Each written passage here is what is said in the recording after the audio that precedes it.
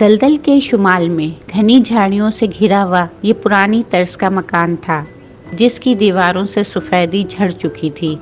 सूरज की किरणें भूल कर भी उधर का रुख नहीं करती थीं, इसलिए सारा दिन कमरों में अंधेरा रहता। बाहर अहाते में भी सब्ज़े का नामो निशान ना था। अगले वक्तों के चंद टुंड-मंड दरख्त थे, जिनकी नंगी शाखों पर मुर्दार खौर परिंदे दलदल में फंसकर मरने वाले जानवरों का इंतज़ार करते रहते थे, ताकि इनके जिस्म से गोश्त की एक आध बोटी उड़ा लाएं। जूँ ही वो किसी जानवर को दलदल में धंसते हुए देखते, अपनी मनहूस आवाज़ में चिल्लाते हुए उस सिमत में उड़ जाते। थोड़ी देर बाद जब वो वापस आते तो उनके पंजों में ताज़ा गोश्त का एक आध टुकड़ा होता। टुंड-मुंड दरख्तों पर बैठकर वो दावत उड़ाते और फिर अपने लंबे लंबे गंदे परों में सर छुपाकर ऊँघने लगते। उन दरख्तों पर खून आलूद पंजों के निशाना साफ दिखाई देते थे। चारों तरफ मुर्दा गोश्त की बदबू फैली रहती।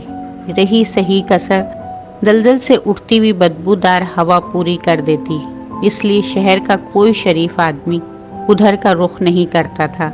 लोग दूर दूर से इस पुराने मकान को देखते और ज़ेरे लब बड़बड़ाते हुए दूसरी तरफ मुंह फेर लेते। मकान का बैरूनी फाटक कब से टूट चुका था। अंदर दाखिल होते ही मुर्दार खौर परिंदों की मकरू आवाज़ें सुनाई देती। तवील बरामदे के दोनों तरफ छोटे बड़े कमरे थे, जिनके दरवाज़ों पर जंग आलूद ताले पड़े रहते।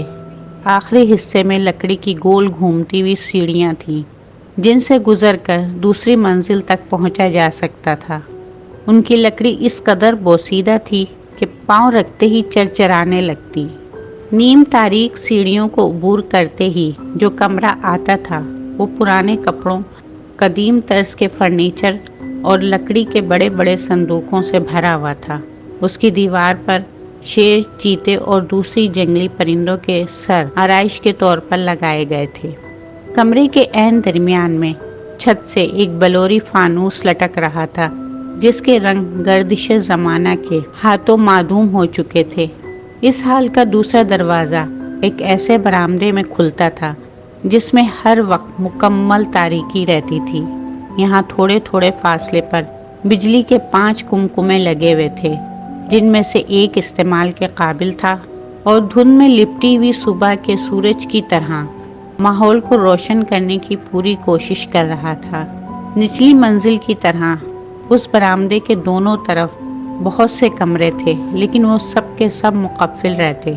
सिर्फ एक कमरे का दरवाज़ा खुला हुआ था, और वो भी शायद इसलिए कि पट टूट कर नीचे गिर पड़े थे। अंदर से खाली फर्श दिखाई देता था, जिस पर भूखी छिपकलियाँ मुंह खोले खुराक की तलाश में मारी मारी फिरा करती। यहाँ पहुँचकर बरामदा ख़त्म हो जाता था।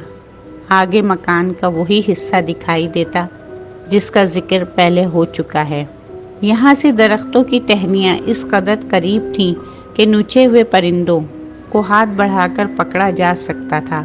तहम उनकी गोल गोल सुर्ख आँखों और खून में सने हुए गलीज़ जिस्मों को देखकर इसकी हिम्मत नहीं पड़ती थी। लकड़ी के पुल से गुजरकर इस इमारत के वाहिद आबाद कमरे तक पहुँचा जा सकता था। कमरे की दीवारों पर भांत भांत की बेशुमार तलवारें, खंजर, नेज़े और ढालें थीं। इन्हें देखकर बखूबी अंदाज़ा किया जा सकता था कि इस जगह रहने वाले शख्स का मशगला कदीम असलहा जमा करना है। जुनूब की सिमत एक खिड़की खुलती थी, जिसमें से दलदल की झाड़ियाँ नज़र आती थीं। माजी में अनजान मुसाफिर झाड़ियों को देखकर ये समझते कि अभी दलदल शुरू नहीं हुई, और मज़े से घास पर चलते हुए उस जगह आ पहुँचते थे जहाँ से वापस जाना नामुमकिन था। पलक झपकते में उनकी चीखें और गर्दोनवा के मुर्दार और परिंदों का शोर सुनाई देता। थोड़ी देर के लिए जिस जगह वो गर्क होता, वहाँ बड़े बड़े बुलबुले दिखाई देते और फिर गायब हो जाते। चीखते चिल्लाते परिंदे गर्क होते हुए जिस्म से गोश्त नोचकर अपनी अपनी राह लेते, और जल्द ही फिजा में भयानक खामोशी छा जाती। इस खतरे के पेश नज़र गुज़िश्ता साल लोहे का एक जंगला लगा दिया गया था, تاکہ اجنبی لوگوں کو دلدل کا پتہ لگ سکے۔ اس روز آسمان پر گہرے بادل چھائے ہوئے تھے، رات بھر زور کی بارش ہوئی تھی، اس لیے چاروں طرف جل تھل ہو رہا تھا۔ دلدل سے مینڈکوں کے ٹررانے کی آوازیں آ رہی تھیں، مکان میں اداسی چھائی ہوئی تھی۔ مردار خور پرندے بارش میں بھیگنے کی وجہ سے چپ چاپ شاخوں پر بیٹھے تھے۔ رات سے برآمدے میں 2-3 آوارہ کتوں نے ڈیرا جما لیا تھا۔ صبح کے کوئی 10 بجے ہوں گے جب میڈم ٹوکی مکان میں داخل ہوئی۔ وہ ٹھیکے نکوش اور چھریرے بدن کی ایک خوبصورت عورت تھی۔ اس کی عمر 26 سال کے لگ بھگ تھی۔ اس کے مرجھائے ہوئے چہرے سے یہ اندازہ لگانا مشکل نہ تھا کہ وہ پچھلے کئی ماہ سے سخت اذیت میں مبتلا ہے۔ ہاتھ میں سبزی کی ٹوکری اٹھائے وہ بڑی بے پرواہی سے چل رہی تھی۔ اس کے کانوں میں ابھی تک بوڑھے میجر کے الفاظ گونج رہے تھے جو اس نے تھوڑی دیر قبل کہے تھے۔ مادام ٹوکی، آپ جس تندہی اور جاں فشانی سے اپنے شوہر کی خدمت کر رہی ہیں، اس کی تعریف کے لیے میرے پاس الفاظ نہیں ہیں۔ کبھی کبھی میں سوچتا ہوں کہ اگر آپ کی جگہ کوئی اور ہوتا تو کب کا پاگل ہو جاتا۔ اتنی چھوٹی عمر میں آپ بآسانی دوسری شادی کر سکتی تھیں، مگر واہ صاحب، آپ نے تو کمال ہی کر دیا۔ بھائی بیوی ہو تو ایسی ہو۔ ٹوکری زمین پر رکھتے ہی اس کے ہونٹوں پر ایک تلخ مسکراہٹ پھیل گئی۔ اس کی آنکھیں ایک وحشیانہ جذبے سے چمک اٹھی۔ اس نے اپنے ہاتھوں کی طرف دیکھا، ان میں تناؤ پیدا ہو رہا تھا۔ آہستہ آہستہ اس کے دونوں ہاتھ اپنی گردن کی طرف اٹھ گئے۔ یوں محسوس ہوتا تھا جیسے کوئی بدروح اس کے ہاتھوں میں داخل ہو کر قاتلانہ حملے پر مجبور کر رہی ہے۔ اگلے ہی لمحے وہ خود اپنا گلا گھونٹ رہی تھی۔ اس کے ہاتھوں کی گرفت اتنی مضبوط تھی کہ اس کا جسم کوشش کے باوجود انہیں روکنے سے قاصر تھا۔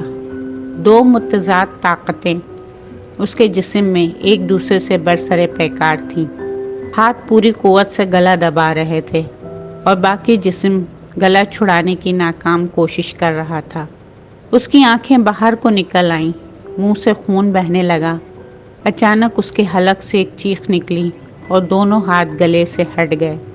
اس نے حیرت سے ان کی طرف دیکھا، وہ خشک اور بے جان تھے۔ خون کی پتلی سی لکیر اس کی تھوڑی تک پہنچ چکی تھی۔ اس نے انگلی پر ذرا سا خون لگایا اور اسے چاٹنے لگی۔ بلند آواز میں کہا لگاتے ہوئے وہ دیوانہ وار گھومنے لگی۔ اچانک اس کا سر برآمدے کی دیوار سے ٹکرا گیا اور وہ بے ہوش ہو کر زمین پر گر پڑی۔ جب آنکھ کھلی تو وہ برآمدے کی سیڑھیوں پر پڑی تھی۔ دھوپ کی شدت سے یہ اندازہ لگانا مشکل نہ تھا کہ اسے یہاں پڑے ہوئے کافی وقت گزر چکا ہے۔ وہ آنکھیں ملتے ہوئے اٹھ بیٹھی۔ سبزی کی ٹوکری اٹھاتے وقت وہ سنجیدگی سے سوچنے لگی کہ ڈاکٹر کے بیان کے مطابق کہیں واقعی اس کا دماغ تو نہیں چل گیا۔ لکڑی کے پل پر پہنچ کر اس نے کمرے کی طرف دیکھا۔ اسے یہاں سے گئے 3 دن گزر چکے تھے۔ اصل میں پرسوں جب وہ بازار کے لیے نکلی تھی تو اس کے سر میں شدید درد ہو رہا تھا۔ راستے میں اچانک بے ہوش ہو کر گر پڑی۔ چند راہگیروں نے اسے اٹھا کر اسپتال پہنچا دیا۔ آج صبح اسے وہاں سے چھٹی ملی، لیکن اس کا شوہر تو ان باتوں سے بے خبر تھا۔ وہ یقیناً اسے قصوروار سمجھے گا۔ یہ سوچ کر وہ ملول ہو گئی اور چھوٹے چھوٹے قدم اٹھاتی ہوئی کمرے میں داخل ہوئی۔ یہاں فرنیچر بہت کم تھا، صرف ایک میز تھی جس پر لکڑی کا ایک پرانا سا لیمپ رکھا تھا۔ کمرے پر پرانی لکڑی کی خوشبو پھیلی ہوئی تھی۔ ایک کونے میں کھردری سی چٹائی پر بستر بچھا ہوا تھا جس کی چادر پر جا بجا بڑے بڑے دھبے دکھائی دے رہے تھے، کھانے اور خون کے ملے جلے دھبے۔ اس بستر پر اس کا شوہر پڑا تھا۔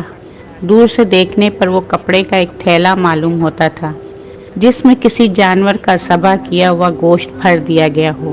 اس جیتے جاگتے لوتھڑے کے دونوں بازو اور ٹانگیں غائب تھیں۔ اس کا چہرہ جگہ جگہ سے نچا ہوا تھا۔